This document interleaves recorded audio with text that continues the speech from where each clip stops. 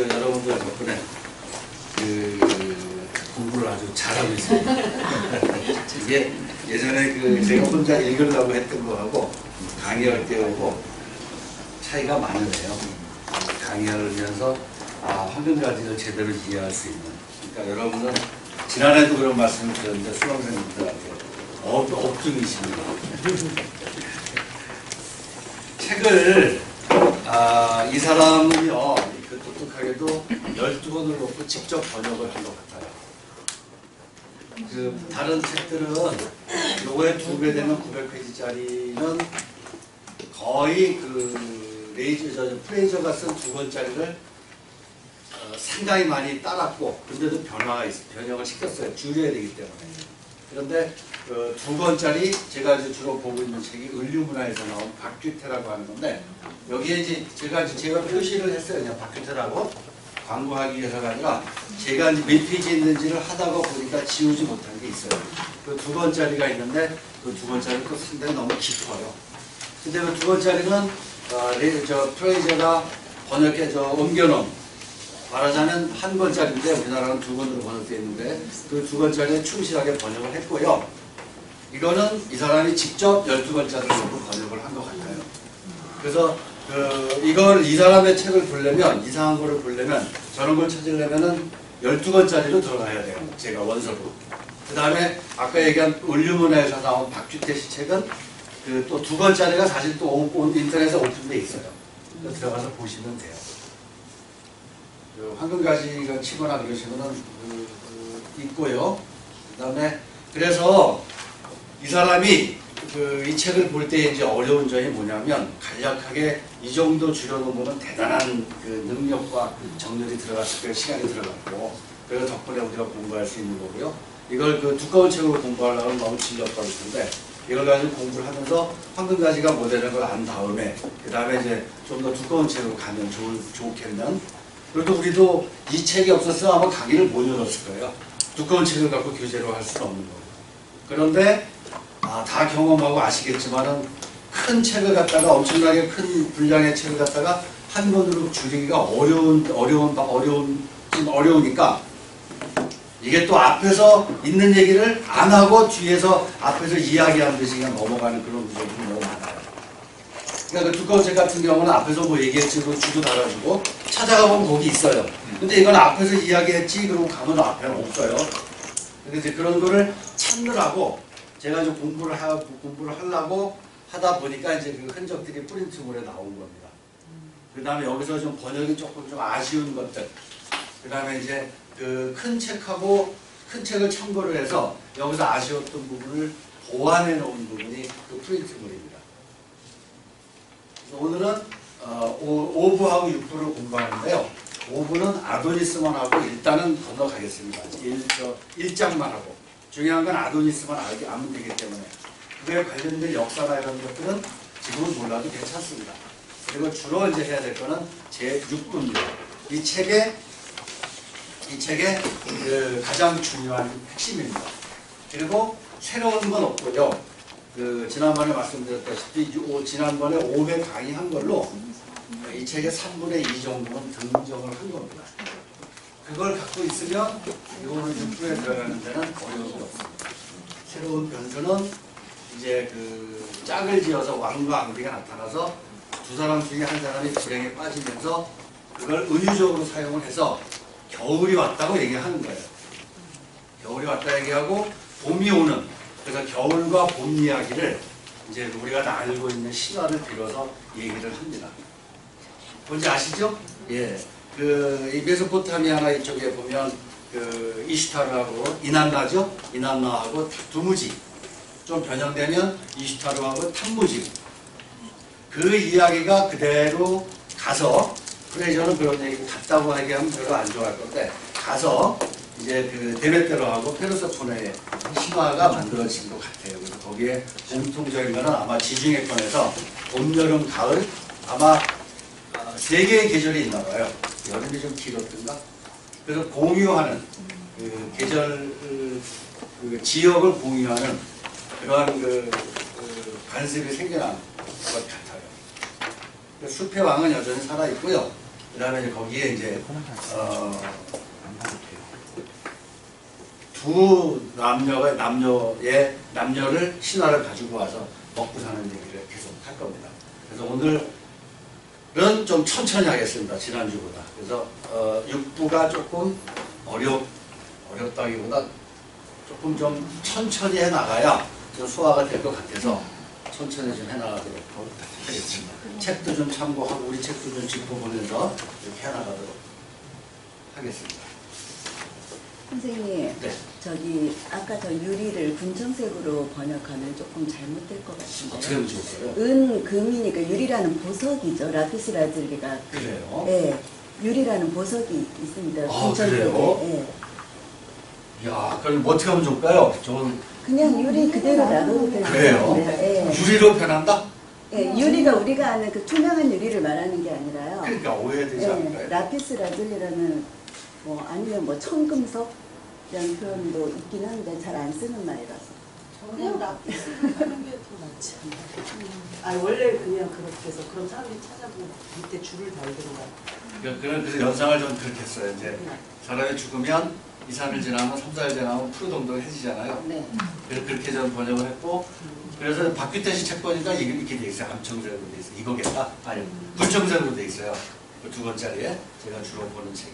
그래서 같이 알아두시면 되겠네요. 이게 유리, 아까 뭐라 그러셨죠? 유리, 이런 유리, 네, 라주리, 네. 라피스 라주리. 네. 아, 있구나.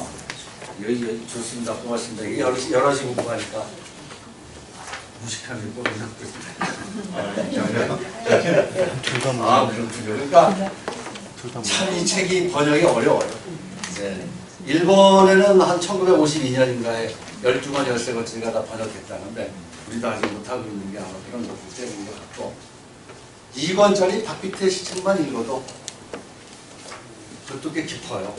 끝이 없어요.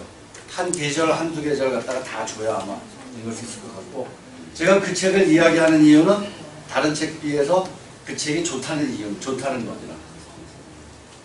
어떤 책들은 잘 모르고 하거나 성의 없이 번역하거나 그런 책들이 있습니다.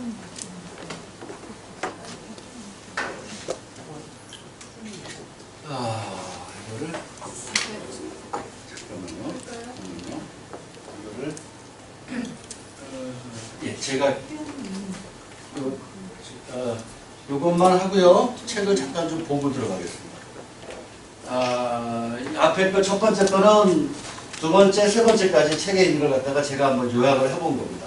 숲의 왕이 아직도 이제 드라마에 등장을 하는 중이고 역시 주연이니까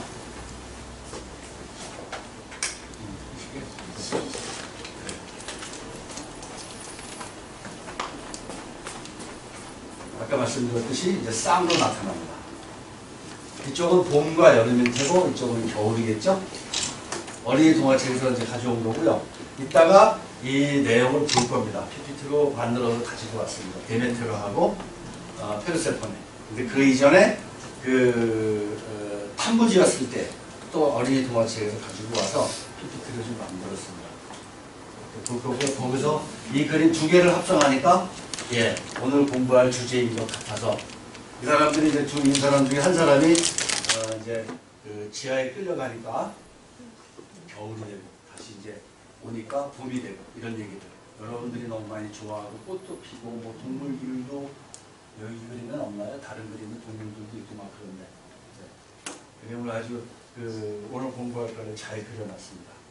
그 다음에 이제 오늘 아도니스가 나옵니다. 그런데 이제 주로 이제 가을에 죽고 봄에 소생하는 그런 개념을 우리한테 전달해 주는 겁니다. 사실은 숲의 왕 대신에 아도니스 대신에 숲의 왕을 써놔도 뭐 큰 상관은 없는 것 같아요. 둘 다 생명력을 키우기 위해서 죽어야 하는 운명을 가지고 있죠. 불사의 여신은 반려를 가지고 있죠. 다 아는 사실입니다. 이 말은 제가 좀 만들어 봤습니다. 그래서 한 권의 소설이 여전히 쓰여지고 있는 것 같아요. 그래서 복습을 좀 하면 이제 욜로 왔습니다. 욜로. 이런 것들 다 공부했으니까 새로운 개념이 등장하지는 않아요. 많이 쓰였습니다. 무슨 사람하고 신이 같다는 등 제일 주제는 저는 이걸로 잡고 싶어요. 밥과 영혼. 먹고 사는 얘기.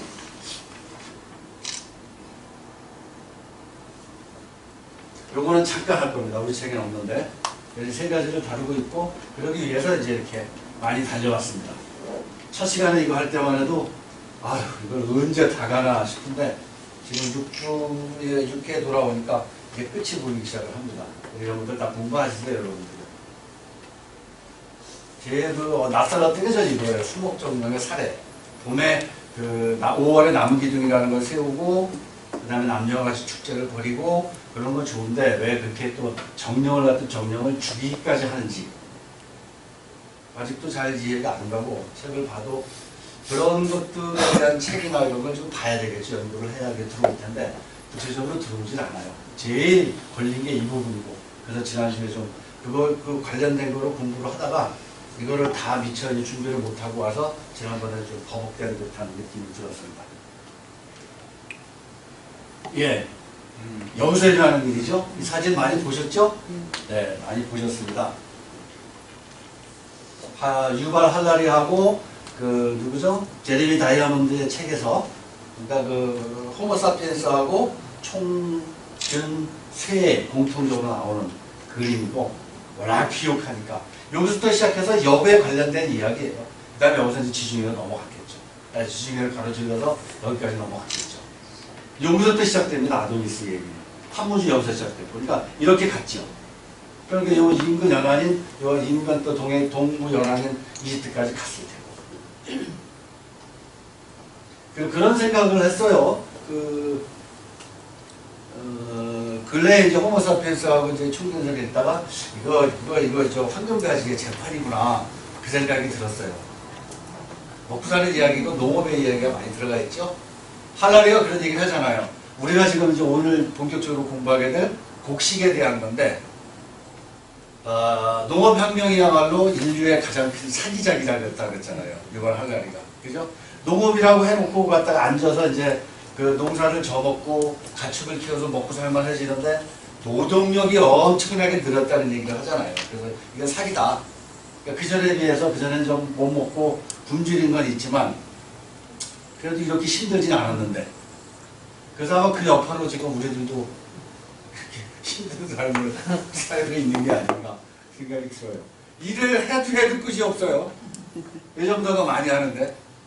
그래서 여담입니다만, 그래서 자꾸 중학교 2학년 때까지의 시절이 그리워요.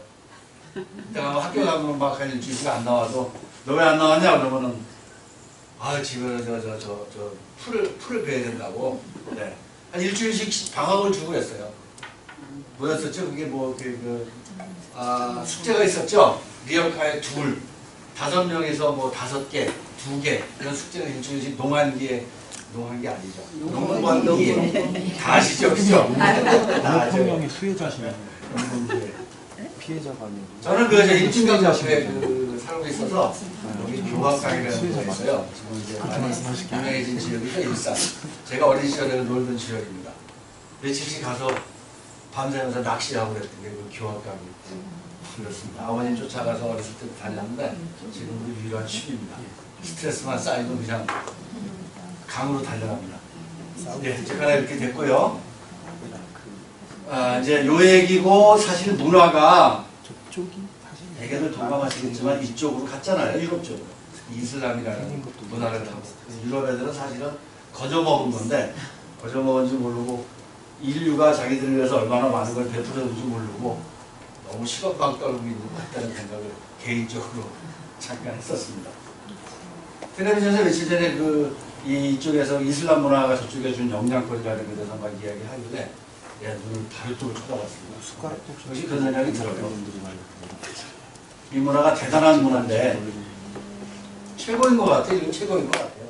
2000년부터 맥주, 수메링 같은 경우는 맥주도 없어먹고, 제가 이제 어젯밤에 작년에 이걸 했어요. 네, 신화에 나타난 죽음의 문제에 대해서 우리 신화하고 전 세계 신화 돌아다니면서 죽음과 삶이 어떻게 나타나는지 길가메시도 했고 탐구주도 했고, 오늘 공부할 거 이것들이고, 이게 가와 나가 어떤 차이가 있을까? 이건 제 생각이기 때문에 틀렸을 수 있습니다.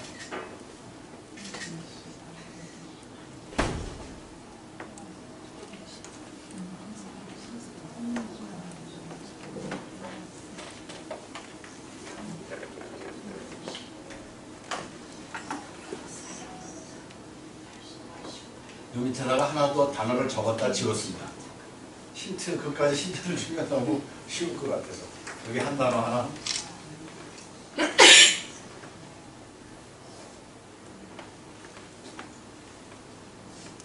볼까요? 여기 하나 그 근래 우리가 열심히 재밌게 봤었던 영화 기생충을 하나 집어넣으면 어떨까요? 그러면 개념이 가와 나가 나뉘어질 것 같은데 제가 이제 소설에서도 많이 써먹은 소설은 열심히 교정 보고 있습니다. 네, 넘어가겠습니다. 나중에 뭘까요? 넘어가 안 되죠? 아, 이게 왜 또 나오지? 아, 예. 오늘 공부할 겁니다. 이거 두 개는, 앞에서 1장에서 숲의 왕을 공부할 때 조금 건드린 부분들이 좀 있어요. 그, 머릿결을 갖다 바치는 거, 신한테, 그다음에 몸을 갖다 바치는 거, 이런 얘기는 건너가자고 해서 건너왔고, 그거는 그 두 권으로 줄여놓은 프레이저의 책에 그 내용이 없어요. 그래서 이 양반은 보는 사람마다 관점이 다르죠. 그러니까 내용들이 들쑥날쑥해요. 근데 이거는 아마 똑같이 지금 한 4, 50매씩 페이지씩 할애를 하다 보니까 각부마다 이것도 이게 별로 필요가 없는 것 같은데 집어넣는 게 아닌가 그런 생각이 들었습니다. 우리한테 중요한 건 이겁니다. 그래서 일단 요거만 하고 일로 넘어간 다음에 시간이 되면 2, 3부터 한번 보도록 하겠습니다. 공부할 거는 이거 주로 이제 이건데 이거 공부하다가 아마 요 앞에서 끊어질 것 같아요. 리티에르세스 여기서 요 밑줄 친 부분들은 다른 2권짜리 책에 있는 요걸 따로 제가 표기를 해놓은 겁니다. 이 책에 지금 없어서 책에 지금 그 어디서 나눠야 될지를 잘 모르고 그래서 요걸 이렇게 나눠놓으니까 좀 이야기가 좀 쉽게 들어와서 얘기가 좀 쉽게 내용이 좀 쉽게 들어왔습니다. 그래서 이따가 요걸 하나 적어놓으시면 좋겠습니다.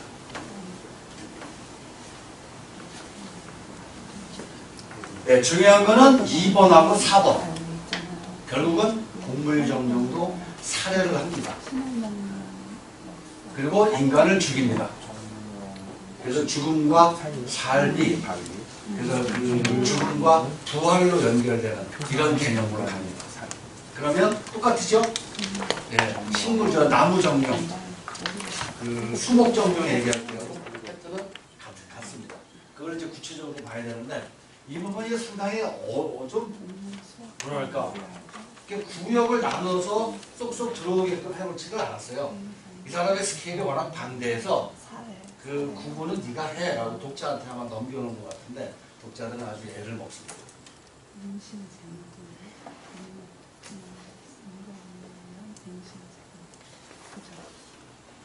자, 요거부터 한번 들어가 볼까요? 아도니스부터 들어가 볼까요?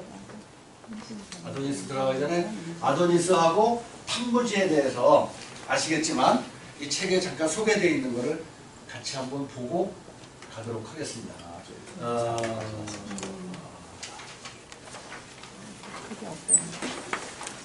네. 그 내용을 있으니까 한번 정리를 하고 넘어가는 게 그래도 이제 도움이 될 것 같습니다. 그러니까 앞에 거 얘기한 거, 다른 걸 얘기하면은 너무 추상적으로 여길 것 같아서 그걸 좀 확인을 하고 넘어가도록 하겠습니다. 202쪽 좀 보실래요? 이거 별로 궁금하지 않으신 거예요. 궁금하니까 넘어가네. 어떤 차이가 있을까요? 사고가 좀 독특할 수도 있어요. 저런 걸 생각하고 있었어. 독특하네. 웃지 마십시오. 이제 제 나름의 생각이니까 얼마든지 이제 틀렸다고 얘기하시면 됩니다. 이쪽은 뭘 찾아서 주로 끝으로 어디로 가요? 지상으로, 서쪽으로. 여기선 주로 꽃과 생명수를 찾으러 가네요.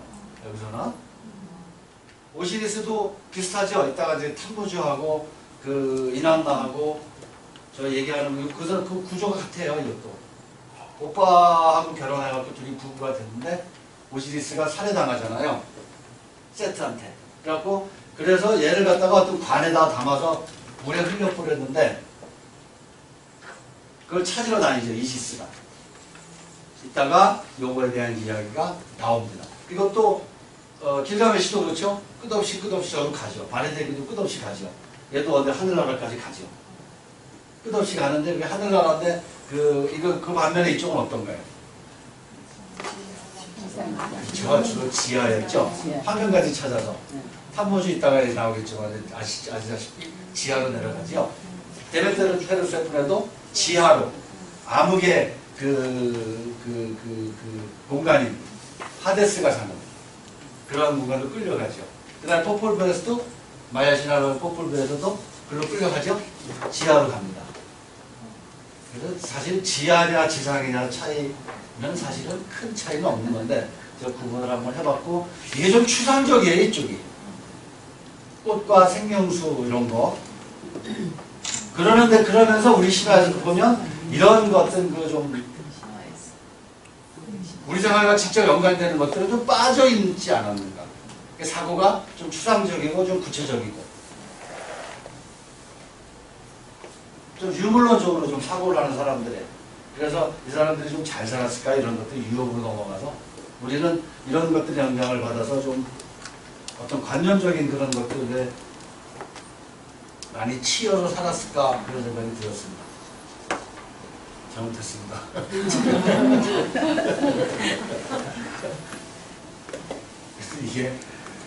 이거는 약과입니다. 별 생각을 다 해요. 이걸 해나가면서 이걸 어떻게 전달을 해야 되는지 요약은 됐는지 참 어렵네요. 그러니까 별 생각을 다 하면서 이런 건가? 이게 추측을 자꾸 하고 막 그러면서 이제 조금씩 요약을 해나갑니다. 그러니까 그리고 안에 들어가면은 나오기가 되게 어려워요, 책이. 어렵다. 책을 좀 조금만 읽어보도록 하겠습니다. 202쪽. 탐무주에 대한 이야기 짧은 저겁니다. 요약입니다. 밑에서 7번째 줄 탐무주부터 말씀 한번 읽어주시면 좋겠습니다. 어느 분은 열변대 주변 줄? 제가 읽을게요. 네. 탐무주는 바빌로니아 경전에 자연의 재생력의 구현인 대여신 이슈타르의 젊은 배우자 또는 연인으로 등장한다. 신화와 의식에서는 이슈타르와 탐무주의 관계에 대해서 단편적이고 불명료하게 다루고 있지만 그 경전에서 다음과 같은 사실을 알 수 있다. 탐무주는 매년 죽고 기쁨의 세계에서 음울한 명계로 내려간다고 믿었다는 것. 그리고 여신 이슈타르는 매년 애인 탐무주를 찾아서 두 번 다시 돌아올 수 없는 나라로 빗장이 걸려있는 문에 먼지가 끼어있는 암흑의 집으로 떠난다는 것이다. 이슈타르가 떠나고 없는 동안 사랑의 정열은 활력을 잃어서 인간도 동물도 생산 능력을 잃고 살아있는 모든 것이 사멸의 위험에 처하게 된다. 동물계 전체의 생식 기능이 이슈타르와 밀접하게 연관되어 있기 때문에 이 여신이 없는 동안에는 그 기능이 정지한다. 그래서 대여신 에아는 이슈타르를 구출하기 위해서 사자를 파견한다. 그러자 알라투 또는 에레슈 키갈이라는 이름을 가진 엄격한 명계의 여왕도 생명수를 뿌려서 이슈타르가 애인 탐무주와 함께 이승으로 떠나도록 마지못해 허락한다. 이슈타르의 귀환과 함께 자연계는 다시 소생하게 된다. 네, 아실 거라고 생각이 들고요. 또 하나 더 읽을 겁니다. 아도니스에 대한 거. 그 밑에 보면 이제 바빌로니아 창가가 있는데 이 책도 한번 찾아서 또 한번 읽어보고 싶어요. 제가 오늘 공부하게 될 데메테르 창가, 그 데메테르와 페르세폰에서는 아주 중요한 건데 그 창가는 좀 찾았어요. 우리말로 번역된 걸 좀 엉성하지만 그래서 읽으면서 궁금증을 좀 풀었는데 이것도 꼭 한번 읽어보고 싶어요. 어디서 원전을 좀 찾든지 해서. 바빌로니아 창가라고만 이름이 붙었는데 읽어볼까요? 뜰에 있으면서도 물을 흡수하지 못하는 버드나무. 들에 있어도 나무에 꽃을 피우지 못하고 물가에 스며들어도 물의 기쁨을 알지 못하는 나무. 그 뿌리는 잘려나가서 들에 있어도 물을 흡수하지 못하는 식물. 좀 애통함이라는 걸 이렇게 표현을 했네요. 그다음에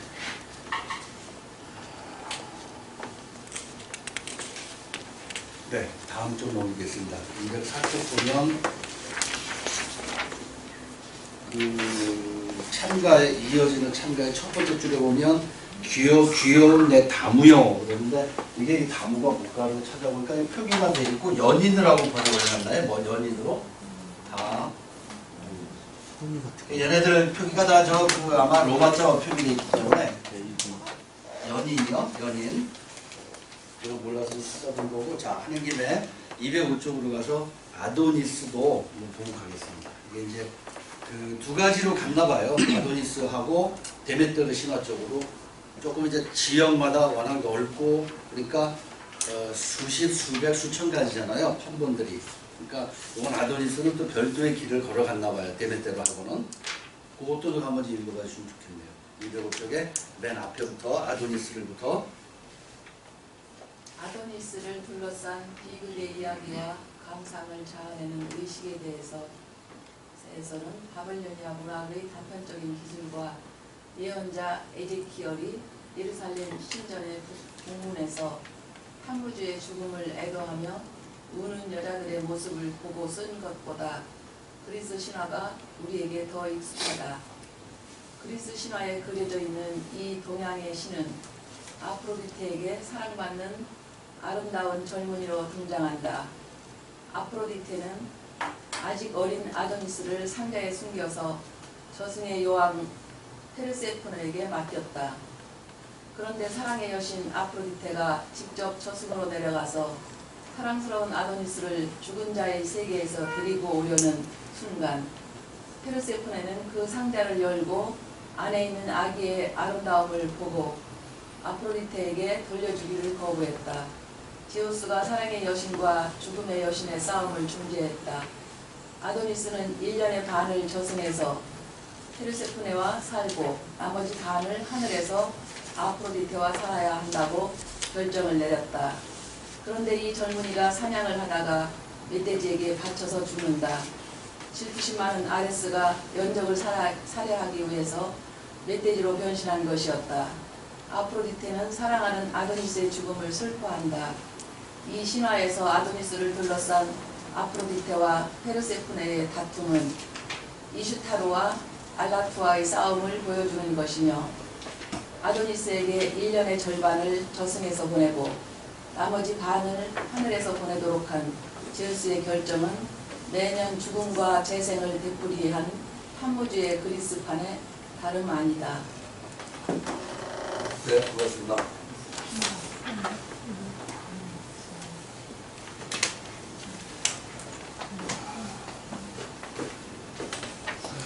그에 대한 그 삼각주 지역의 나로 쪽에 메소포타미아하고 그쪽에서 생겨났던 문명이고요. 이렇게 지금 이런 걸 다 판독하는 지 한 100년 정도밖에 안 됐다죠. 한 4, 5천 년의 역사인데 이걸 가지고 이제 우리 오늘 읽은 그런 이야기들을 유추해내고 그랬습니다. 이제 이런 사람들이 주로 등장을 하죠. 이난나하고 닌슈브루하고 네티하고 에레시키반하고 등등 이런 사람이 등장을 하는데 원래 원본에 등장을 하는데 오늘 공부할 거는 애들의 이야기여서 많이 빼냈습니다. 좀 아까 읽었던 그 스토리만 가지면 충분히 읽을 수 있을 겁니다. 아까 그 그림 비슷하죠? 너무 작은가요? 너무 작은가?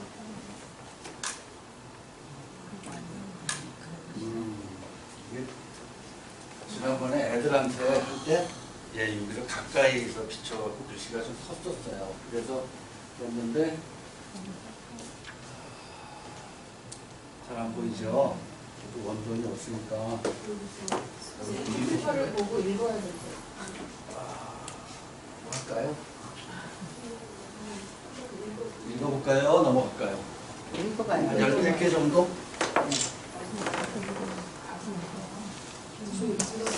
그래주시면 제가요? 어떻게 이렇게 제가 그 힘들 때마다 이렇게 나타나셔서. 이것도 이것도 읽기가 쉽지 않네요.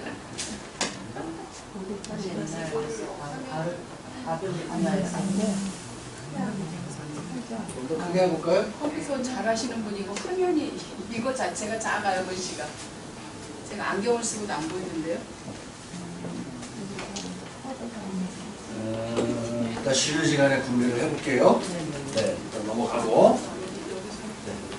만약에 안 되면 좀 쉬워서 다음 시간에 좀 해보도록 하겠습니다. 이따가 그 페로세포네도 비슷하겠는데요. 충분히 일단 읽혔는데 이걸 읽어줬더니 애들이 그 그리스 로마 신화만 알고 있는 거예요.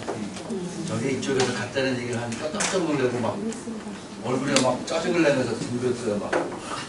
에이 선생님 얼굴. 그냥 그 전에 동양 신화 얘기를 많이 해줬거든요.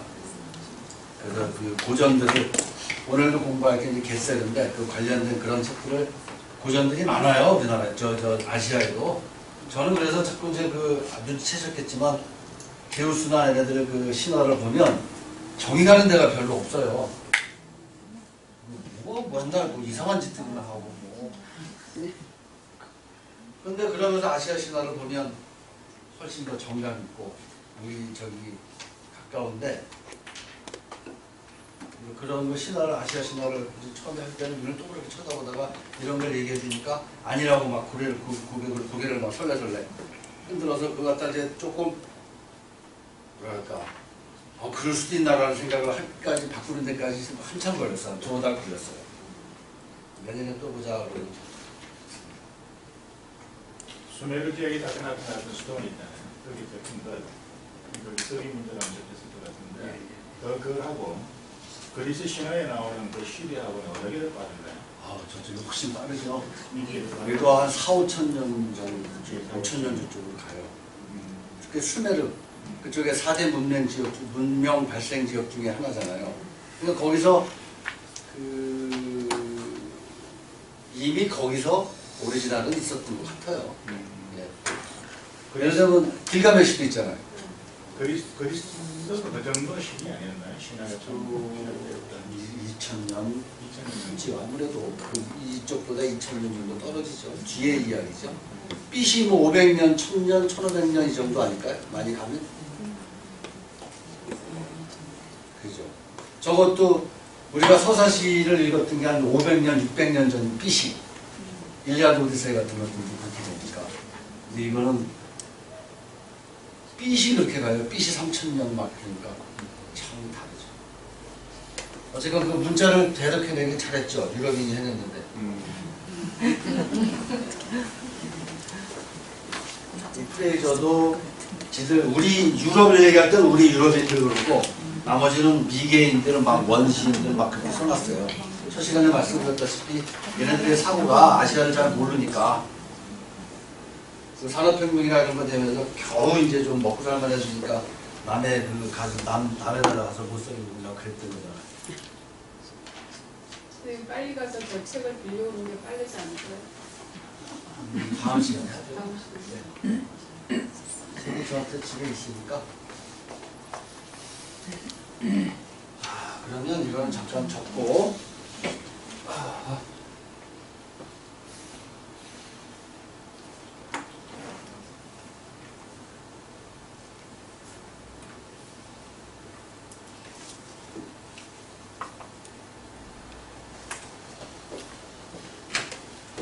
좀 시계 보고요.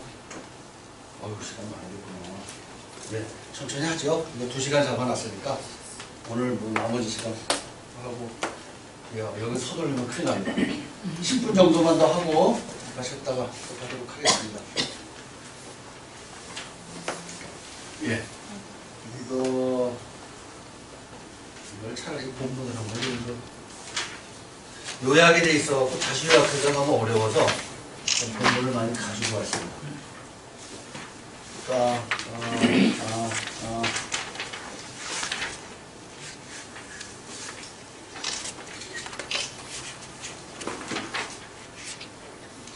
신화니까 주설적인 사고 방식에서 이제 종교적인 접근 방식으로 바뀌었다는 것이고, 그 다음에 이제 거꾸로 됐죠. 주설적인 접근 방식이 종교적인 방식을 이제 보조하는 스타일이고. 그러니까 이제 신이라고 생각할 수밖에 없죠. 봄, 여름, 가을, 겨울이 오는 게. 예전에는 주술사가 자기가 신이고 중개자도 아니잖아요. 자기가 신이라고 생각을 하고 모든 것을 다 주관할 수 있다고 생각했는데 그 다음부터는 아니라고 생각을 한 거잖아요. 이제 정령에서 신의 시대로, 종교의 시대로 넘어간 거죠. 그러면은 주술이 죽진 않죠. 예, 아직도 현재 지금 21세기에도 주술이 살아있듯이, 그 다음에 이제 좀 주객이 좀 바뀐 것 뿐이지. 그 다음에 이 생각이 좀 기발했어요. 이게 맞나? 오늘 아침까지 생각을 했는데 맞는지 어떤 건지는 기발하긴 한데, 생명의 근원이 되는 신이 닥쳐오는 죽음과 싸우는 것을 주술의식을 거행해서 도와줄 수 있다는 생각. 어떤 게 먼저인가요? 먼저 우리가 먹고 사는 이야기 하다가 나중에 그걸 전달하다 보니까 조그만 이야기가 됐겠죠. 먼저 이야기가 있고 뭐 자연현상이 벌어지진 않았겠죠. 그걸 하다 보니까 그게 드라마가 된 거겠죠. 근데 그 드라마가 나중에는 이런 의도를 갖고 그 제작되고 상연이 되고 우리가 보고 감상하고 이제 그러는 거라고 보이는 거죠. 근데 주술을 해서 신이 지금 힘들어 하니까 주술을 해서 주술을 통해서 신을 좀 도와준다는 생각을 하게 된 거네요. 아도니스 신화에 오니까 이 책에 저기 있는 겁니다.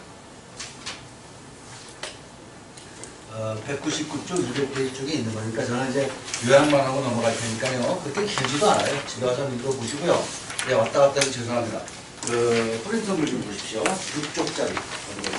6쪽짜리. 3페이지 좀 보십시오.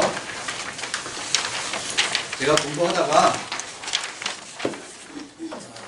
잘 모르겠는 거여서 하다가 만들었는데 요약 메모를 하다가 똑같겠다. 여러분들도. 그래서 우리 교재 200쪽 상단 3페이지에 보시면 아도니스 신화. 신의 변화를 초래한다고 생각하면 되었다. 이게 우리 책의 본문인데, 신의 변화가 아니라 신의 변화에 의해서 초래된다라고 바꿔줘야 될 겁니다. 밑에 원본을 실어놨습니다. 에스크라이브 2가 들어가 있으니까. 우리 책 어디 있느냐면 200쪽 맨 첫 번째 줄에 있네요. 책 맨 200쪽 맨 위 첫 번째 줄. 뭐뭐에 의해서 혹은 뭐뭐에 기인한다. 신의 변화에 기인한다. 이렇게 해줘야 앞뒤가 맞습니다.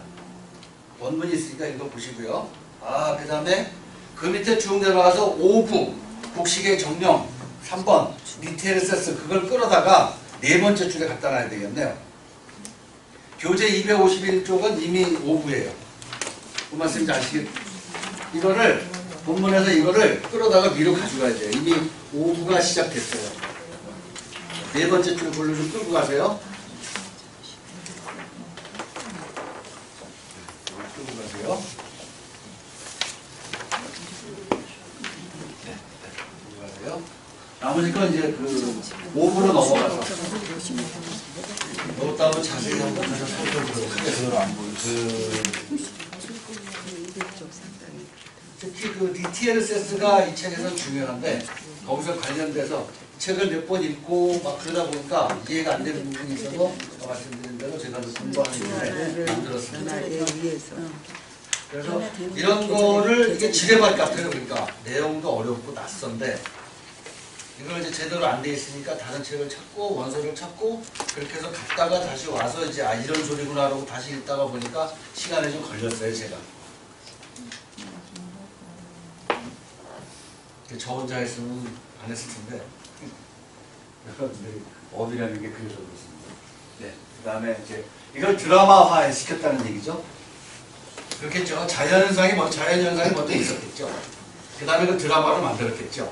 드라마가 먼저 있고 자연이 나중에 생겼을 리는 없는 거죠. 당연한 얘기긴 하죠. 그걸 드라마를 만들어서 그런 드라마의 주제를 삼았고 우리가 보고 있는 영화라든가 연극이라든가 이런 것들이 다 이거의 후예겠지요. 그 다음에 이제 요거 이제 익숙해지기 시작했죠. 신들의 결혼까지는 아는데 이제 요게 이제 새로 오늘 공부할 내일 다음 시간에 공부할 때 내용들인 거죠. 기가 막힌 거죠. 아무리 많은 시간이 지나도 이것에서 벗어날 수는 없는 거니까 영원한 테마가 돼버린 거죠. 그러니까 데메테르하고 페르세폰의 신화나 이런 것들이 이런 거를 기막히게 끌어다 댔기 때문에 여전히 살아있는, 반면에 그 바레덱이나 얘네들이 그다음에 그 길가메시가 가서 생명수를 찾고 생명꽃을 찾아오는 이런 것들은 좀 추상적이니까 우리 먹고 사는 얘기하고 좀 멀리 떨어져 있으니까 보편화해야 되는데 좀 장애가 되지 않았을까, 그런 생각을 개인적으로는 해봤습니다. 그래서 이제 이 오시리스, 탐무스, 아도니스, 아티스 이런 이름들 제 1장에서 나왔었죠. 숲의 왕에서. 예, 다 같은 인물들이고 조금씩 이제 지역이나 장소에 따라서 시간적으로 조금 달리, 봄에 그 다음에 여름, 가을, 겨울 겪으면서 계절의 변화 속에서 생겨난 그런 신들인 거죠. 주로 여기 아까 얘기한 그 비옥한 반달 모양, 반달 뭐라 그랬죠? 네, 초승달 모양의 꽃이요. 거기서 이제 주로 죽었다가 살아나는 대풀이 하는 이네요. 네, 대풀이 하는. 이거 탐무주. 네, 비로소 이제 아도니스 탐무주 얘기를 하는 거고, 역시 이렇습니다. 원래 탐무주였는데 주인공이 그래서 탐무주를 애도하면서 막 주여 주여 막 그랬는데 그리스인들이 저를 제 이름이 아돈인가 보다, 그래서 아도니스로 잘못 불렀어요. 그러니까 그리스인들이 많은 걸 받아들였어요. 주변에서 이런 것들이 이제 이집트로 퍼지고, 그래서 이런 것들 이집트나 이런 쪽으로 가서 퍼진 것들을 그리스인들이 멀리서 들어가고서 잘못 알아듣는 것들이 상당히 많아요. 그러니까 들판에서 막 하면서 혹은 집에서 막 아돈 그러면서 막 슬퍼하는 것들을 이제 그리스인들이 잘못 알아듣고 탐무주가 아니라 아도니스라고 착각을 했고 아까 읽은 자기 나름대로의 신화를 만들어냈다고 보면 되는 거겠죠. 그거는 이제 그리스화된 거니까. 옛날에 곡은 대단했죠. 네.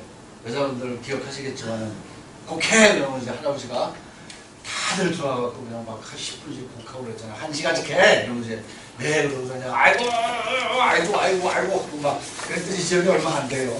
30년, 20년? 네. 돌아가십니다. 진짜. 갑자기 사라졌어요. 그런 것들이. 네, 아까 이건 했고요. 이것도 안 해도 될 것 같으네요. 네. 이전에, 탐무주 있기 전에 이난나하고 두무지 조금 달라요, 이야기가. 탐무주하고 누구죠? 여기 나오는 여자는 누구였죠? 이슈타르죠? 이슈타르는 남편이 지하로 납치당하죠.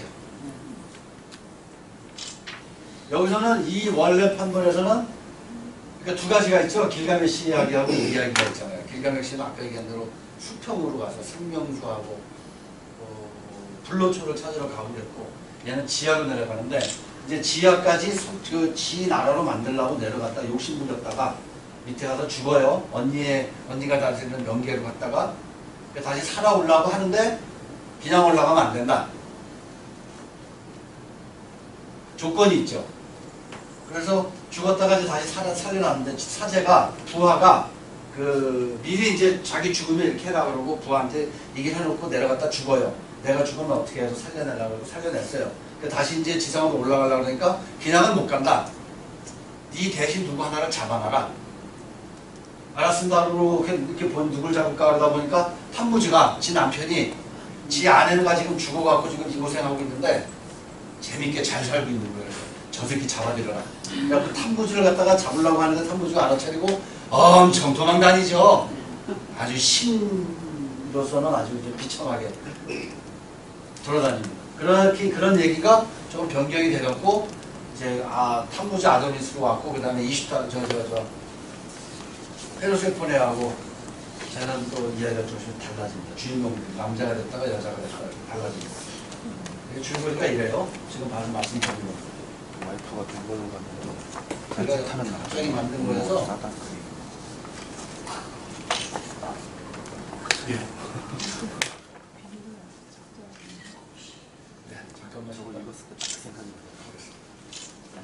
먼 옛날 바빌로니아에 이스타르라는 여신이 있었어. 이스타르는 아름다움과 사랑, 풍요의 여신이었어. 또한 전쟁의 여신이며 별들의 신이기도 했지. 이스타르의 남편은 농경의 신인 탐무주였어. 탐무주, 땅 위에 축복을 내려주세요. 알겠소, 이스타르. 탐무주가 땅의 세계에 입김을 부니 곡식과 열매가 자라고 초록의 잎들이 활짝 피어났어. 어느 날 탐무주는 나쁜 꿈을 꿨어. 악마들이 오고 있는 게 틀림없어. 그런데 정말 악마들이 찾아와 탐무주를 에워쌌지 뭐야? 악마들은 탐무주를 꽁꽁 묶어 지하세계로 끌고 갔어. 죽은 영혼들이 사는 지하세계는 에레스키갈이 다스리고 있었어. 에레스키갈은 아스타르의 언니로 사악한 저승의 여왕이었지. 어서 오세요, 탐무스.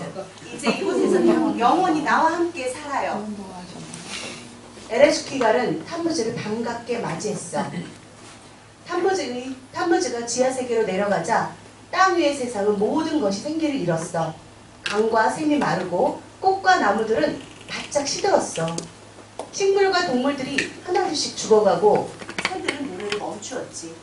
이 세상은 온통 어둠과 슬픔의 잔기이었어. 사람들은 간절히 기도했어. 신들이시여, 제발 자비를 베푸시오. 탐무즈님이 이 땅 위에 다시 돌려보내주십시오. 사랑하는 남편을 잃은 이스타르 또한 몹시 슬펐어. 날마다 남편의 이름을 부르며 눈물을 흘렸지. 아, 탐무즈, 내 남편이 죽다니. 다정한 내 남편이. 이스타르는 남편을 찾기 위해 지하 세계를 찾아가기로 결심했어. 이스타르는 신전을 정리하고 곱게 화장을 했어. 아름다운 비단 망토를 걸치고 빛나는 왕관을 썼지. 목걸이와 귀걸이, 황금 팔찌와 발찌도 찼단다. 아슈타르는 단단히 준비를 마치고 충성스러운 사제와 함께 길을 떠났어. 아슈타르님, 저기예요.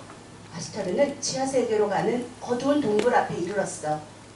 내가 돌아오지 않거든 물을 신 앵카를 찾아가 도움을 청해라. 아슈타르는 사제에게 이르고 혼자 걸어 들어갔어. 동굴 속을 한참 걸어가니 커다란 성벽이 나왔어. 성벽은 여러 겹으로 지하세계를 감싸고 있었지. 여기가 바로 지하세계로구나. 지하세계는 죽은 사람들이 흙과 먼지를 먹고 사는 어두컴컴하고 스산한 곳이었어. 이스타르는 마음을 단단히 먹었어. 지하세계에 들어가면 살아서 밖으로 나올 수 없다는 것을 잘 알고 있었거든. 자물쇠가 잠긴 7개의 문 앞에는 무시무시한 문지기가 지키고 있었어. 첫 번째 문 앞에 이르자 험상궂게 생긴 문지기가 뱀처럼 긴 혀를 날름거리며 소리쳤어. 너는 누구냐? 나는 하늘의 여신 이스타르다. 내가 지나갈 수 있도록 문을 열어라. 그러자 지옥의 문지기가 에레스키갈에게 알렸어. 아슈타르가 문 앞에 와 있습니다. 에레스키갈은 동생이 왔다는 소식을 듣고 얼굴이 일그러졌어. 그 아이가 목숨을 걸고 여기까지 왔단 말이야? 에레스키갈은 문지에게 일렀어. 이곳에 들어오려면 모든 부귀와 재물을 버려야 한다. 이스타르가 지하세계의 법에 따른다면 들여보내라. 문지기는 이스타르에게 가서 말했어. 당신의 왕관을 보내주면 보내주겠소. 이스타르가 왕관을 주자 문지기가 문을 열어주었어. 두 번째 문에 이르자 또 문지기가 말했어. 황금의 귀걸이를 주면 문을 열어주지. 이스타르는 황금 귀걸이를 풀어주고 문을 지나갔어. 세 번째 문에서는 목걸이를 풀어주어야 했어. 네 번째 문에서는 가슴에 단 장신구를 풀어주어야 했지. 다섯 번째 문에서는 화려한 허리띠를, 여섯 번의 문에서는 황금 팔찌와 발찌를 풀어주어야 했어. 이제 몸에 지니고 있는 보석은 아무것도 없었어. 더 이상 줄 것이 없답니다. 더 이상 줄 것이 없답니다. 그럼 입고 있던 옷이라도 벗어주시오. 일곱 번째 문에 이르자 이스타르는 걸치고 있던 비단 망토까지 벗어주었어. 7개의 문을 다 지나자 에레스키갈의 심정이 보였어. 에레스키갈은 절반은 사람, 절반은 사자 모습으로 왕자에 앉아 있었어. 주위에는 수많은 병들이 에워싸고 있었지. 에레스키갈은 예쁜 동생의 모습에 질투심을 느끼며 말했어. 여긴 뭐 타러 온 거냐?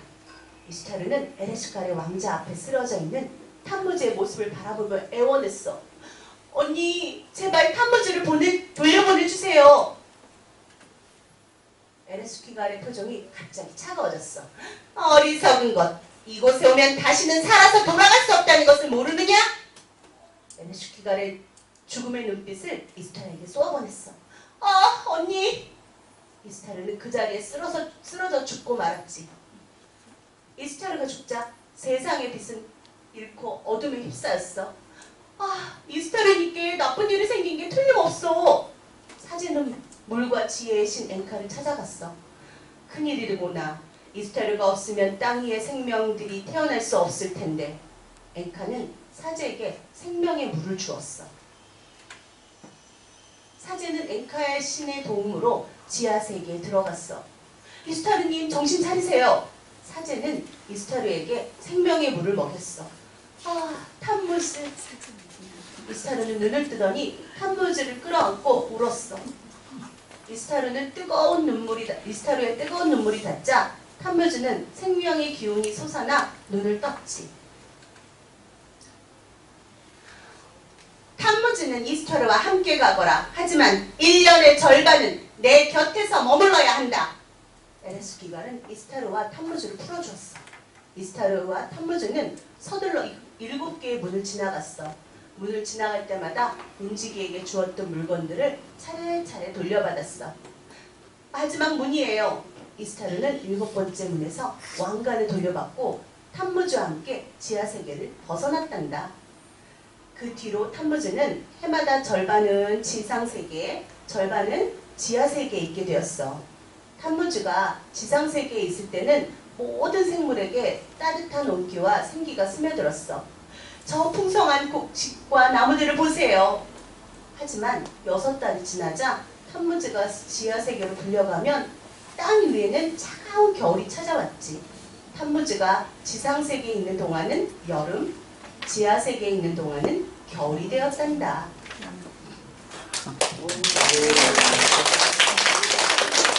아유, 성우 출신이가 이야기를 살려주셨어요.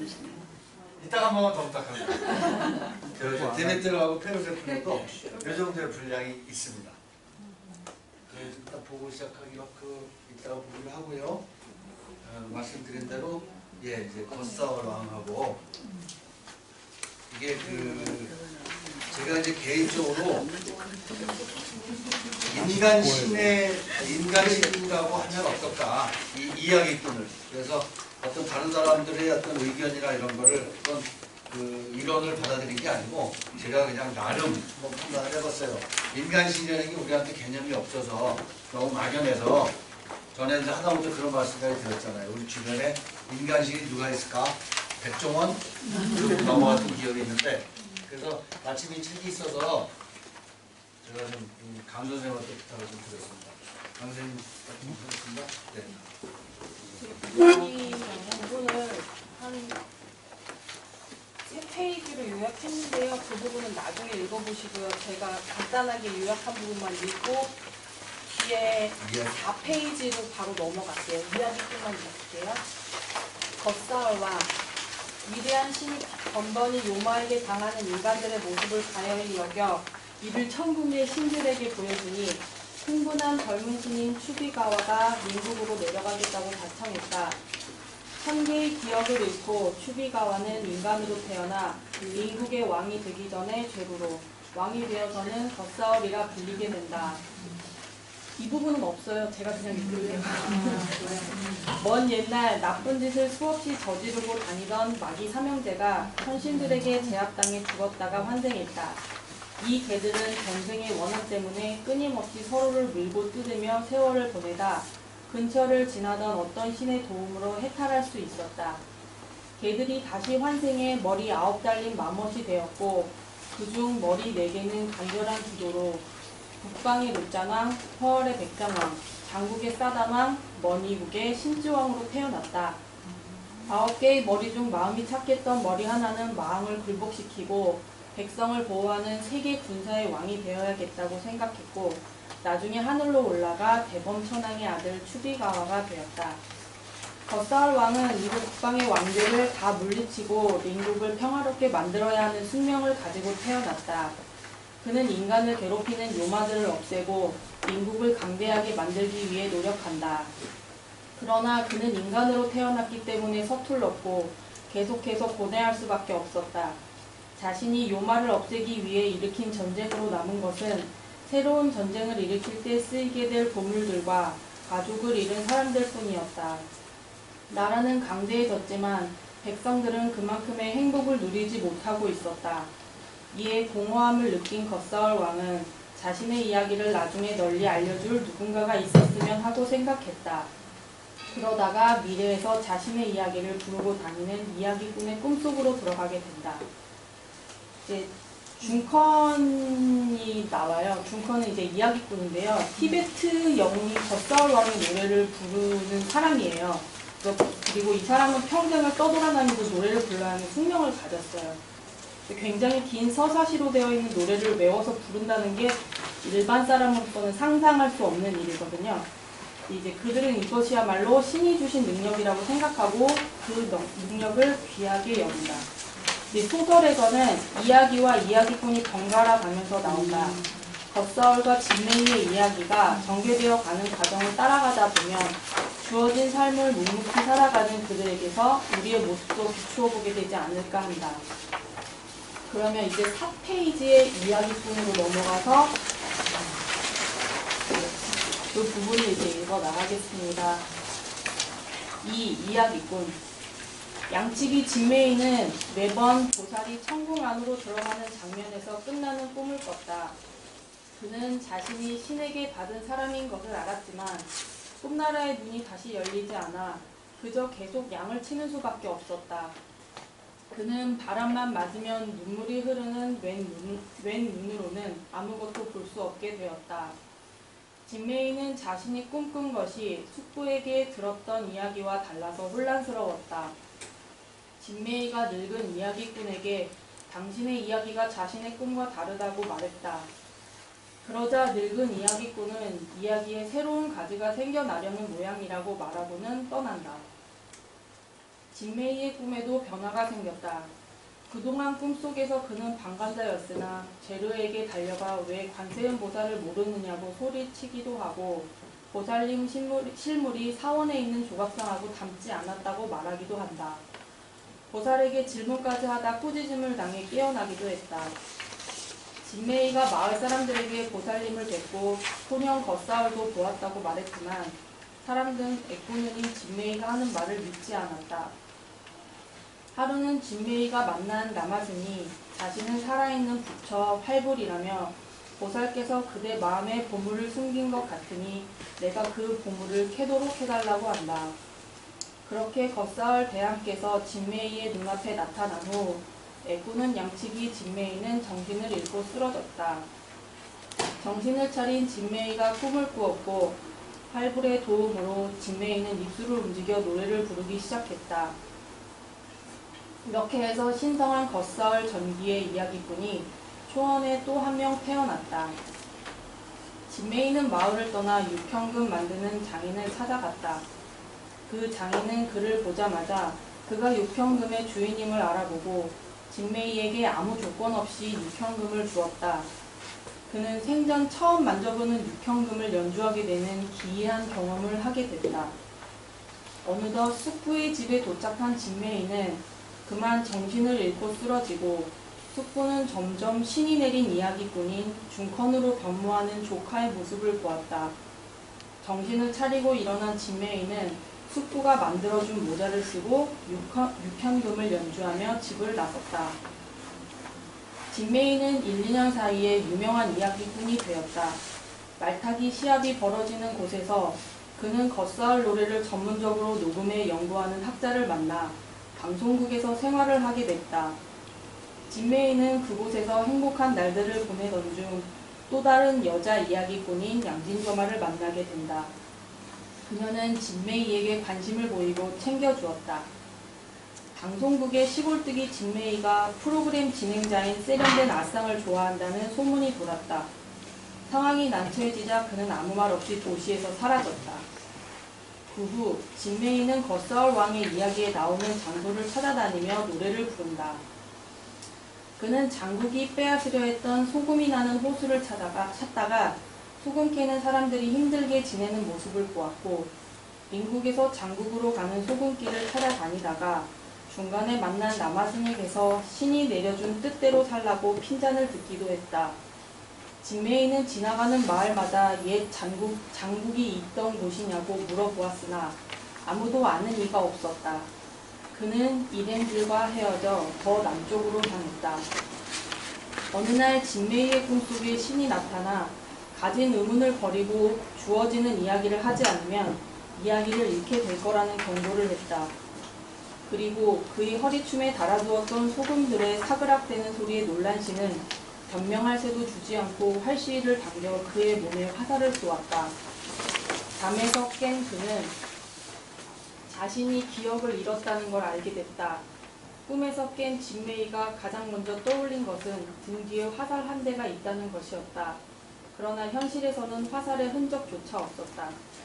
그날 밤 진메이가 신세를 지게 된 집주인에게 보답으로 이야기를 해주었지만 예전의 실력만큼 이야기가 나오지 않았다. 진메이가 MB 축제가 열리는 곳에서 노래를 하게 되었는데 그곳에서 자신을 방송국에 데려갔던 학자를 다시 만났다. 그리고 함께 이야기를 쓴다는 라마를 만나러 갔다. 라마는 진메이에게 손으로 쓴 원고를 내밀었지만 그는 글을 읽을 줄 몰랐다. 진메이는 새로운 이야기를 자신에게 알려주지 않는 신을 원망하며 그곳을 빠져나왔다. 라마는 중컨 진메이와 다시 만나게 될 거라고 학자에게 말했다. 진메이는 최근 새로 개장한 호텔에 초대되어 겉사을 조각상 제막식에서 노래를 불렀다. 호텔에서 이틀 밤낮을 쉬던 중 민국의 왕 겉사얼이 진메이의 꿈에 나타났다. 겉사얼은 카치라는 나라가 나타난 것에 당황하여 진메이에게 어찌된 일인지 물었다. 그러나 진메이 자신은 대답할 수 없으니 겉사얼 왕의 새 이야기를 쓰는 사람을 찾아가 보라고 말했다. 그러자 겉사얼은 자신이 꿈에 어찌 들어왔는지 알 수 없으니 그에게 자기 대신 물어봐주고 다음에 만날 때 알려달라고 했다. 며칠 후 진메이의 꿈속에 겉사얼이 또 나타나 자신이 왕으로 있는데도 불구하고 많은 사람들이 가난하고 떠돌이 생활을 하는 것에 대한 자신의 근심을 내비쳤다. 세상의 이치가 전혀 변하지 않았다는 진메이의 말에 실망한 겉사얼은 꿈속에서 사라져버렸다. 잠에서 깬 진메이는 겉사얼의 이야기를 쓰고 있는 라마를 다시 찾아갔다. 라마가 새로 쓰고 있는 이야기에서 겉사얼 왕은 또 다른 용화의 나라들을 정복하고 새로운 진귀한 보물들을 얻는다고 했다. 진메이는 겉사얼 왕이 이미 하늘로 돌아가고 싶어하니 그 이야기를 더 이상 쓰지 말아달라고 라마에게 부탁했다. 라마는 그런 진메이를 부정했다. 다젠루라는 곳에서 겉사얼 학술 토론회가 개최되었다. 진메이는 오지 초원을 유랑하다가 사람들에 의해 그곳으로 가게 됐다. 그 토론회에서 자신을 맨 처음 발굴했던 학자를 다시 만났다. 다음날 진메이는 오전 내내 학회에 참석했지만 쉽게 학자들이 하는 말을 이해할 수 없었다. 방송국에 진메이를 데려갔던 학자는 겉사얼 왕의 진위 여부를 놓고 다른 학자들 속에서 어찌할 바를 모르는 글을 그들 사이에서 빼내어 왔다. 그리고 진메이를 초대한 진짜 이유를 알려준다. 그를 민간 예술 대사로 인정하게 하여 정부로부터 지원을 받을 수 있게 하기 위함이었다. 그리고 10년 전 방송국에서 함께 노래를 불렀던 양진조마를 찾아가 어떻게 살고 있는지 보여주었다. 더 이상 노래를 부를 수 없게 된 그녀를 보고 나서 그녀처럼 되고 싶지 않았던 진메이는 우야의 옛 땅으로 떠났다. 우야에서 하룻밤을 묵었는데 꿈에 겉사얼 왕이 나타나 자신이 차호통을 처리했다고 말했다. 진메이는 이로 인해 자신이 알고 있던 이야기가 바뀌었다고 말했다. 그는 요마가 아닌 사람을 죽이게 되어 괴로워하는 겉사울을 위로했다. 그리고 겉사울에게 더 이상 자신의 꿈에 나타나지 말아달라고 부탁한다. 진메이가 아다나모에 대한 노래를 부르고 있었는데 한 젊은 라마가 그의 노래가 상사를 비난하고 불법의 무례를 범했다며 질책했다. 그는 쫓기듯이 그 자리를 떠나며 신이 그에게 노래하라 하였으니 두려움을 느낄 필요가 없다고 생각했다. 그러나 그곳으로 돌아가 이야기를 마칠 만큼의 용기가 나지 않았다. 그는 계속해서 길을 걸어가 다음 마을에서 아다나무의 이야기를 끝까지 들려주었다. 진메이는 계속되는 유랑이 점점 힘에 부쳤다. 그는 무야의 옛 땅을 벗어나 상바에 도착했다. 진메이는 허리와 등이 딱딱하게 굳어서 길을 걷는 게 더 힘들었는데 보건소에서 진찰을 받아도 아무런 이상이 없다는 말만 들었다. 진메이는 등에 화살이 있는 것 같다고 느끼며 꿈속에서 겉사울이 화살 한 대를 자신의 몸에 쏘아 보냈던 일을 떠올렸다. 그는 오랫동안 이 화살의 존재를 느끼지 못하다가 왜 이제야 느끼게 된 것인지 생각했다. 이는 신이 그의 사명을 끝내려는 것임을 깨닫게 되었다. 이런 생각을 하다가 운명적으로 아무런 준비 없이 전설 속의 겉사울 왕이 태어난 아시초원에 도착했는데 그곳에서 겉사울 왕 연극을 준비하는 라마들을 만나게 됐다. 활불이 진메이에게서 이야기의 끝맺음이 느껴진다면서 중컨들이 영웅 이야기의 마지막 장을 부르면 이야기가 떠나가기 때문에 다들 쉽게 노래하지 않는다는 말을 해줬다. 라마들이 계속해서 연극 연습을 하고 있을 때 진메이는 활불과 사원 안에 새로 지은 겉사울전을 보러 갔다. 진메이가 마지막 겉사울 조각 앞에서 마음이 심란해져 대왕이여 라고 소리를 내지른 것을 마침 겉사울이 장갑 페이보를 타고 왕성으로 돌아가는 길 위에서 들었다. 온 정신을 기울여 그의 목소리를 듣고 있으니 갑자기 몸이 하늘 높이 떠올라 그가 있는 미래로 갔다. 진메이가 겉사울에게 이야기를 끝맺을 테니 자신의 몸에 있는 화살을 가져가 달라고 했다. 나중에 활불은 신상이 손을 들어 중컨 진메이의 등을 가볍게 쓸어내는 것을 보았고 달그랑 소리가 나면서 무쇠 화살 하나가 바닥에 떨어졌다고 사람들에게 말했다. 진메이는 이야기가 떠나기 시작했음을 알았다. 그는 중컨의 복장을 갖춰 입고 무대로 올라가 영혼이 하늘로 돌아가는 이야기를 끝까지 노래했다. 노래의 마지막 구절을 불렀을 때 진메이의 머릿속은 텅 비어 있었다.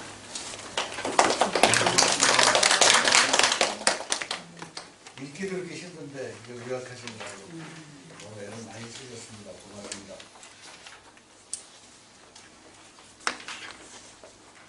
요약하기가 참 쉽지 않은데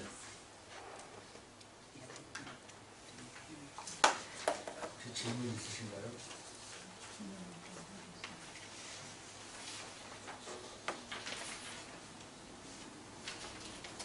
말씀하셨지만은 이게 원본이에요. 원본이고 교차돼요. 겉사울 왕하고 이 이야기꾼의 이야기가. 그래서 원래는 최근 겟세르라고 하는 그 신화인데 그거를 가지고 이제 소설화 시킨 겁니다. 그러니까 영국의 한 출판업자가 전 세계에 있는 신화를 갖다가 소설로 100권으로 가지고 소설을 100권을 쓰자라고 하는 계획을 세우고 지금 아마 20권 정도가 나온 것 같아요. 이거는 겟사울입니다.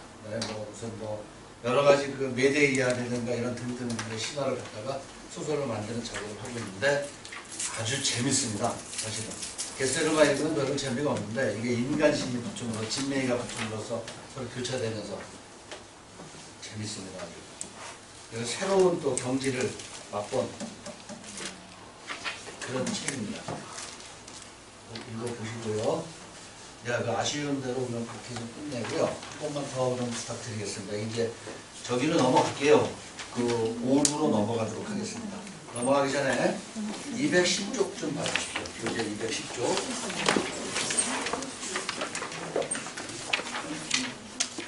여섯 번째 줄에 비블로스의 사람들은부터 시작해서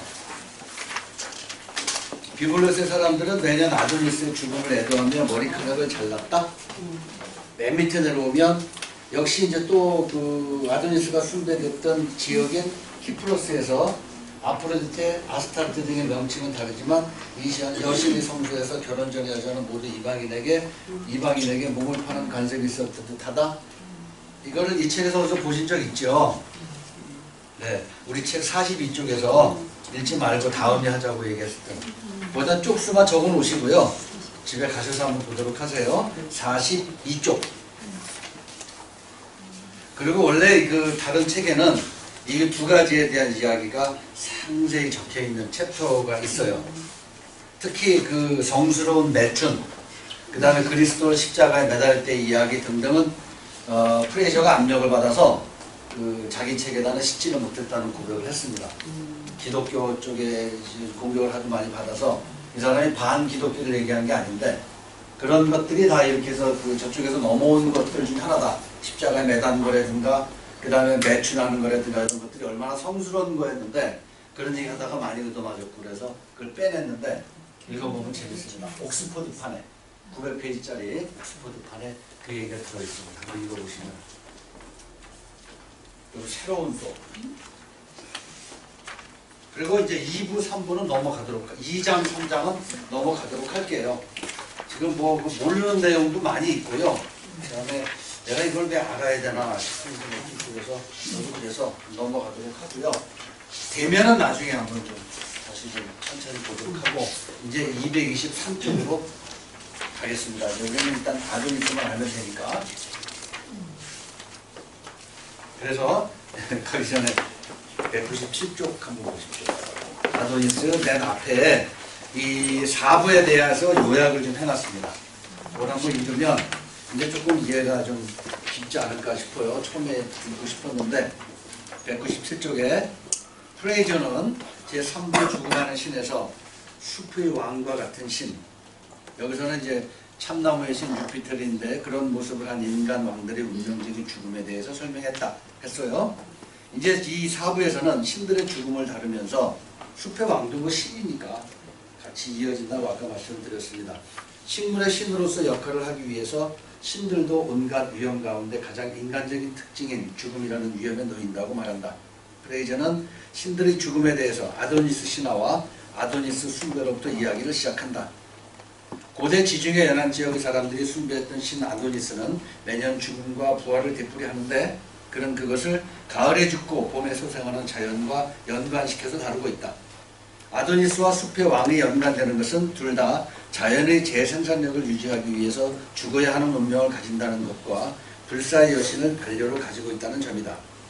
이 운명적인 죽음을 맞는 신과 불사의 여신과의 관계가 근원적으로 여겨지는 것은 모방에 의해서 두 이성의 결합이 자연의 풍요를 약속하기 때문이다.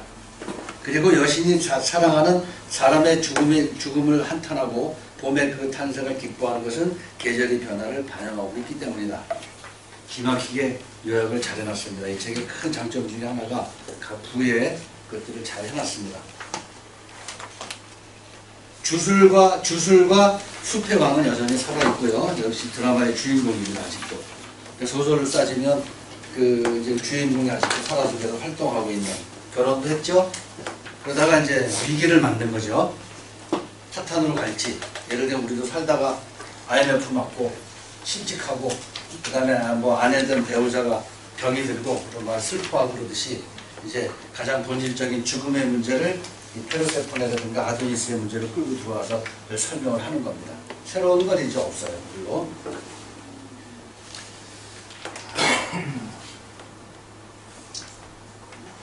223쪽으로 가볼까요? 네. 그래서 그것도 이제 내용을 우리가 아니까 그거는 먼저 5부는 그걸 먼저 읽고 시작하는 것도 괜찮겠습니다. 223쪽 어느 분 한번 좀 읽어봐 주시겠습니까? 223쪽 5부. 네. 이제까지의 설명에서 알 수 있듯이 숲의 왕은 죽음은 자연계의 풍요를 가져다 주기 위해서 필요한 것이었다. 아도니스의 죽음과 부활은 모방의 원리에 의해서 그것을 실현하는 것이다. 프레이저의 이 모방에 대해서 그리스의 복식의 여신 데메테르와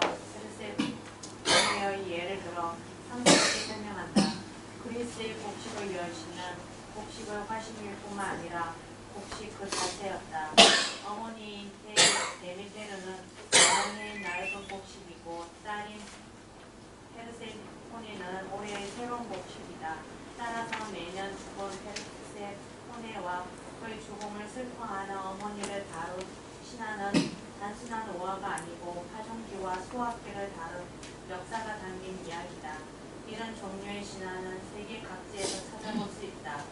신이 곧 곡식이기 때문에 그 곡식을 먹으면 신을 먹는 것이 되므로 그것을 신상이라고 부르게 된다.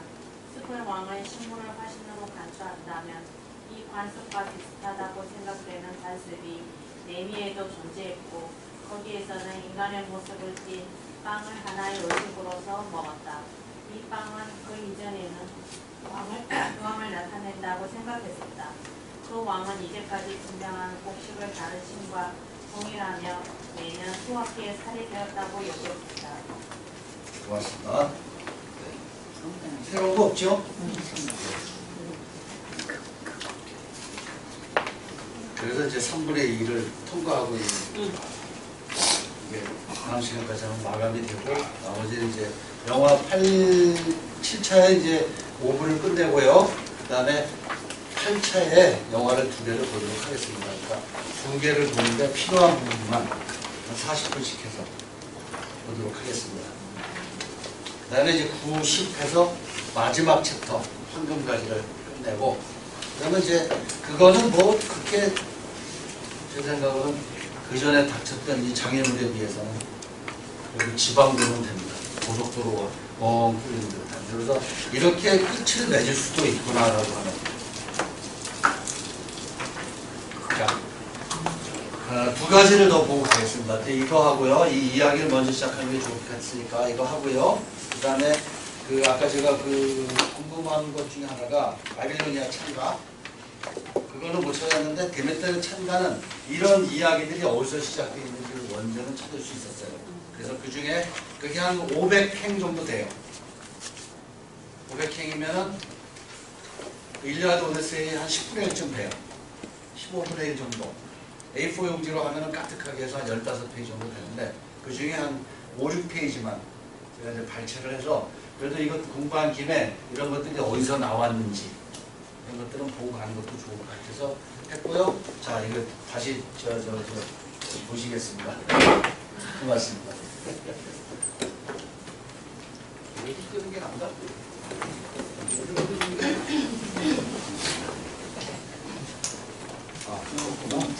이렇게 할까요? 그게 나. 네.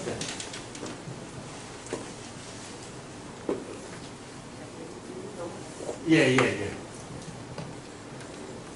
크르르 구공 땅속에 갇힌 거인족이 몸부림을 치자 땅이 이리저리 마구 흔들렸어요. 이러다 나의 왕국이 햇볕에 드러나고 말겠어. 지하 세계의 왕 하데스는 걱정이 되었어요. 그래서 검은 말들이 끄는 마차를 타고 땅 위를 살펴보러 나갔지요. 몸을 숨겨주는 황금초구를 깜빡한 하데스는 아프로디테와 에로스의 눈에 띄고 말았어요. 어머, 어쩜 저렇게 슬픈 얼굴을 하고 있을까? 하데스도 사랑을 하면 웃을 수 있을 텐데. 어머니, 제 화살 한 방이면 문제없어요. 에로스의 화살이 하데스에게 꽉 꽂혔어요. 어머, 내가 왜 이러지? 가슴에 뭔가 꽂힌 것 같은데? 하데스는 두근거리는 가슴을 쓰다듬었어요. 대지의 여신 데메테르의 딸 페르세포네는 아름다운 호숫가에서 요정들과 놀고 있었어요. 페르세포네는 백합과 수선화를 따서 바구니에 가득 담고 자신의 앞치마에도 담았어요. 아, 이 꽃을 어머니에게 드리면 좋아하시겠지? 바로 그때 하데스가 그곳을 지나가고 있었어요. 페르세포네를 본 하데스는 숨이 멎는 것 같았어요. 아, 너무도 예쁘고 사랑스러운 아가씨구나. 지하세계를 데려가 왕비로 삼아야겠다. 하데스는 단번에 페르세포네를 낚아채 검은 말들이 끄는 마차에 태웠어요. 와, 누구세요? 절 어디로 데려가는 거예요? 깜짝 놀란 페르세포네가 소리를 질렀지만 하데스는 더 힘차게 마차를 몰 뿐이었어요. 한참을 달리던 하데스가 창으로 땅을 힘껏 내리치자 땅이 갈라지면서 어두운 길이 나타났어요. 하데스는 페르세포네를 데리고 그 길로 사라졌어요. 페르세포네가 보이지 않자 데메테르는 제정신이 아니었어요. 페르세포네, 어디 있는 거니? 제발 대답 좀 해주렴. 데메테르는 요정들에게 물어보았어요. 너희들 혹시 페르세포네를 보지 못했니? 아니요. 저희들은 못 봤어요. 요정들은 하데스에게 혼이 날까봐 데메테르에게 거짓말을 했어요. 그때 키안의 강물 위로 페르세포네의 앞치마가 떠내려왔어요. 이건 페르세포네의 앞치마인데? 그러면 내 딸이 죽었단 말인가? 데메테르는 앞치마를 쥐고 부르르 떨었어요. 대지의 여신인 데메테르의 딸이 죽었는데도 아무도 나에게 알려주지 않다니 이제 이 땅에서는 아무것도 잘하지 못할 것이다. 데메테르의 말이 끝나자마자 싱싱하게 자라던 곡식들은 점점 시들어갔고 열매도 열리지 않았으며 아무리 씨를 뿌려도 싹이 나지 않았어요. 땅이 점점 말라가자 셈의 요정 아레투사가 데메테르를 찾아갔어요. 제가 강의 요정일 때 지하세계를 흐른 적이 있었는데 그곳에서 따님을 보았습니다. 뭐라고? 그것이 정말이냐? 데메테르는 그 길로 곧장 제우스에게 달려갔어요. 제우스님, 하데스가 제 딸을 납치해갔어요. 제발 제 딸이 돌아오게 해주세요. 내가 하데스에게 돌려보내라고 말해주겠소. 그런데 만약 페르세포네가 지하세계의 음식을 먹었다면 다시는 돌아올 수 없을 것이요. 헤르메스, 하데스에게 가서 내 뜻을 전해라. 제우스는 전령의 신 헤르메스를 하데스에게 보냈어요. 헤르메스는 하데스를 만나 제우스의 뜻을 전했어요. 만약 페르세포네가 지하세계에서 아무것도 먹지 않았다면 데메테르에게 돌려보내라고 하셨어요. 헤르메스의 말을 들은 하데스는 깜짝 놀랐어요. 그때까지 페르세포네는 아무것도 먹지 않고 있었거든요. 이대로 페르세포네를 빼앗길 수는 없어. 무슨 수를 써야 해? 하데스는 안절부절 못하고 서성거렸어요. 그때 석류가 담긴 그릇이 눈에 띄었어요. 페르세포네, 당신을 집으로 돌려보내주겠소. 네? 정말이세요? 정말 집에 갈 수 있나요? 페르세포네는 그 말을 듣고 뛸 듯이 기뻐했어요. 이곳에 와서 양인 것 같아 마음이 아프다오. 이거라도 먹고 힘내서 어머니에게 돌아가시오. 하데스는 빨갛고 탐스러운 석류 네알을 페르세포네에게 주었어요. 돌아갈 생각에 들뜬 페르세포네는 단숨에 석류를 먹어버렸어요. 이제 당신은 나의 영원한 나의 왕비야. 하데스는 속으로 콧노래를 불렀어요. 그때 저쪽에서 헤르메스의 모습이 보였어요. 어머, 헤르메스, 저를 데리러 오셨군요. 저를 빨리 어머니에게 데려다 주세요. 떠나기 전에 한 가지 물어볼 게 있어요. 이곳에 와서 뭘 먹은 게 있나요? 페르세포네는 머뭇거리며 대답했어요. 조금 전에 석류 네알을 먹었는데. 뭐라고? 석류를 먹었다고요? 헤르메스가 한숨을 푹 내쉬며 말했어요. 페르세포네, 지하세계의 음식을 조금이라도 먹게 되면 지하세계를 떠날 수 없답니다. 그리고는 온데간데 없이 사라지고 말았어요. 헤르메스는 제우스에게 찾아가 지하세계에서 있었던 일을 모두 말했어요. 제우스는 데메테르를 불러 사정을 설명했지요. 데메테르, 페르세포네는 지하세계를 떠날 수 없어. 이것이 지하세계의 법이오. 겨우 석류 네알을 먹었을 뿐인데요. 데메테르는 하염없이 눈물을 흘렸답니다. 하지만 페르세포네가 석류 네알을 먹었으니 1년 중 넉 달은 지하세계에 지내고 8달은 당신과 지내도록 해주겠소. 그러니 땅에 내린 저주를 풀어주시오. 페르세포네가 돌아오자 데메테르는 기뻐하며 땅에 내린 저주를 풀었지요.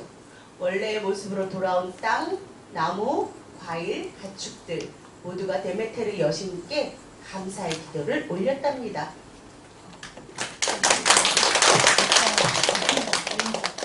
아이, 고맙습니다. 성질을 매기면 되는군요.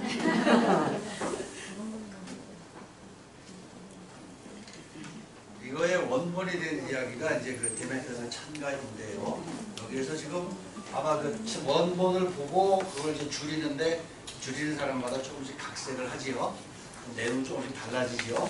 그에 대해서 이렇게 뭐 좋게 봐주셔도 될 것 같아요. 이야기를 엮어서 전달하는 것이 그렇지 않은 딱딱한 것보다 좀 재밌게 만들어서 이야기를 전달해 주는 것을 전달해서 많은 사람들한테 퍼뜨리는 게 더 큰 역할 같으니까요.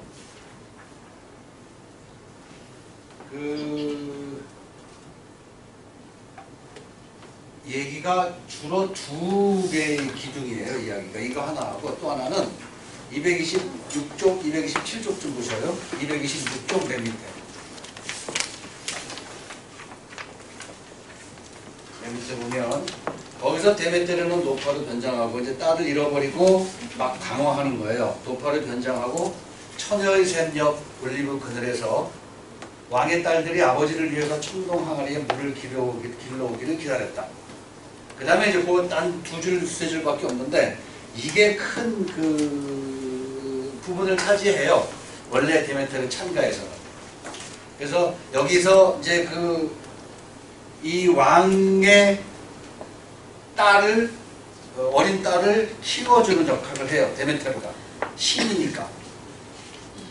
그 장면들이 이 원래 원본의 데메테르 저기에는 찬가에는 들어가 있습니다. 그리고 그 줄거리를 알면 나머지 것들은 그렇게 중요하지 않은 것 같은데 주저리 이제 써놨습니다. 229, 뭐 230 적어놨는데 이것도 마찬가지로 아도니스하고 비슷하게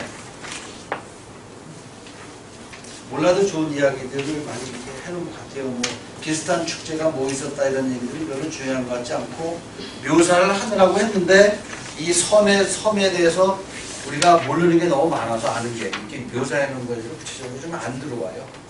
그래서 그거는 근데 아까 아도니스보다는 재밌어요. 좀 들어오고 그걸 한번 집에서 한번 쭉 읽어보도록 하시고요. 저는 아까 이제 원래 여기서 놓친 그 다음에 데메테르 찬가에서 중요한 부분을 한번 좀 보도록 할 텐데요.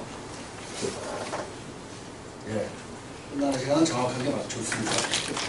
그거는 다음 주는 아니죠.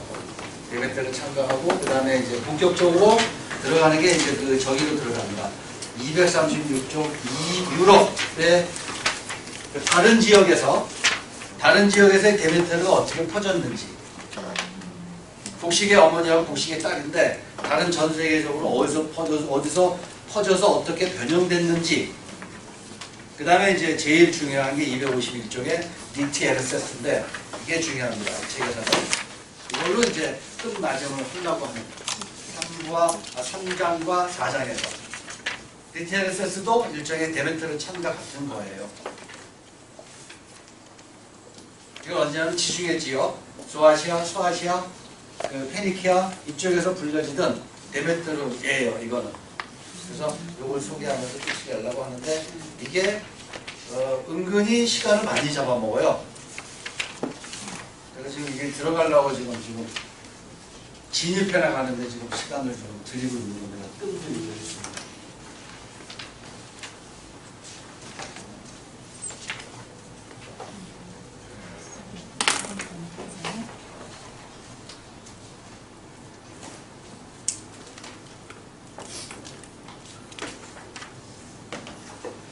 궁금한 거 있으신가요? 이렇게 시간 내에서 답변하기 끝나도록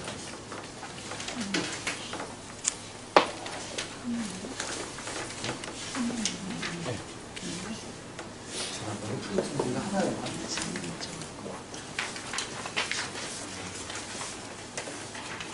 여름에서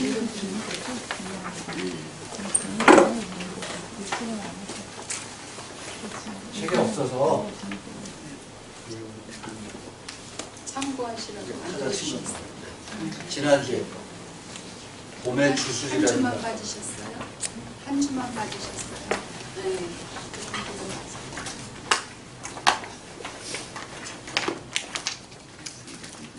데메테르하고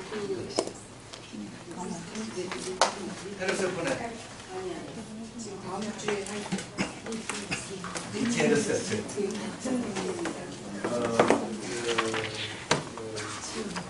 좀 달리긴 한데 쉽게 말해서 그냥 그렇게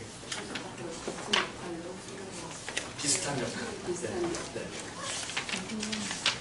그러니까 그건 찬가예요. 이것도 거기에 등장하는 인물이에요.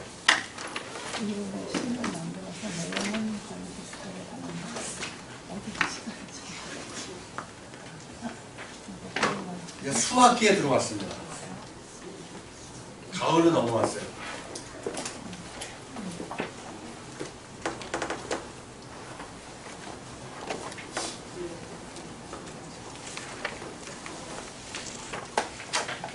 뒷부분을 읽으니까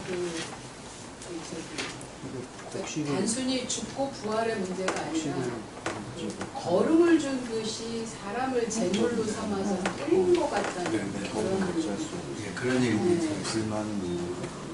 잘 자라게 그러니까 뭐 결혼을 해서 그 가상을 힘잡과 가치도 연결했지만 그 이렇게 피를 뿌린다 어떻게 보면 굉장히 무서운 얘기인데 소련의 심장을 꺼내놓고 예.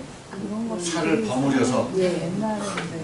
피하고 버무려서 줄을 좀 나눠 먹고 밭에 뿌리고 그 일부를 모아놨다가 겨울을 나서 다음에 봄에 사종할 때 또 섞어서 그렇게 하거나 그런 것들. 그게 예전에는 다 일상생활인 거죠. 주술이고 남의 살을 먹는 게 뭐 그렇게 또 신성한 역할로 받아들여졌었던. 지금은 안 그렇지만.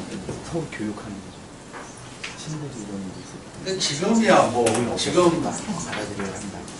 비교는 문제가 되고 있죠. 인간이 지금 이렇게 하찮게 취급받는 거에 취급받는 시대에 보면 이거나 뭐 이게 어쩔 수 없는 먹지 않았다 뿐이지 사람 죽이는 거 뭐 그런 영혼들이라 되는 것에 대해서 같이 평가절하하고 그러는 거는 이거하고 뭐 크게 차이가 없지 않을까요? 그런 데서 죽이지 않았다 뿐이지 죽여서 저렇게 놓친 남편을 그렇게 가리가리 시체도 전혀 듣지 못하게 하는 거나 먹은 거나 먹었다고 봐도 되지 않아요?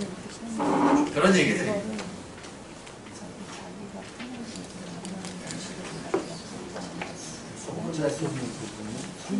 그리고요 그 추석 진행을 해주셔야 되겠고요. 그 다음에 그 끝나면 같이 이제 몇 사람들 모여서 식사하러 가요. 식사 같이 하셔도 되고요. 모임에 이제 같이 가면 누가 사고 그러는 거 못해요. 그냥 10,000원씩 내고 밥 한 끼 같이 먹고 커피 한 잔 먹고 그냥 오늘 수업 어땠느니 내일 뭐 수업 어떨거니 수다 떨다가 헤어지고 문학 얘기하고 신화 얘기하고 그럽니다. 이제 얼마 남지 않았죠? 7, 8, 9, 10 정도니까 이제 낯설지 않을 테니까 식사하고 가죠. 네, 그러면 이제 다음 주에 끝날랍니다.